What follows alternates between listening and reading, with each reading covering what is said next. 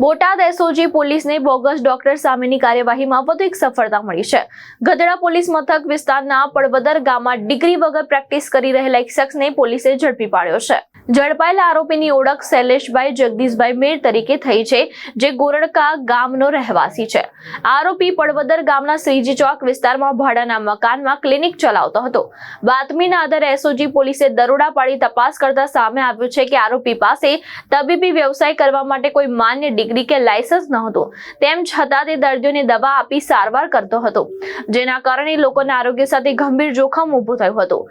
પોલીસે ક્લિનિકની તપાસ દરમિયાન દવાની ગોળીઓ, ઇન્જેક્શન, ગ્લુકોઝના બાટલા, સિરિંજ, નીડલ તેમજ બ્લડ પ્રેશર માપવાનું મશીન સહિત કુલ ₹10,441 નો મુદ્દામાલ કબજે કર્યો હતો। હાલ બોટાદ એસઓજી પોલીસે આરોપીની અટકાયત કરી તેની સામે કાયદેસરની કાર્યવાહી હાથ ધરી છે અને વધુ તપાસ ચાલુ રાખી છે। લાલજી મેર, દ્રષ્ટિકોણ ન્યૂઝ, બોટાદ।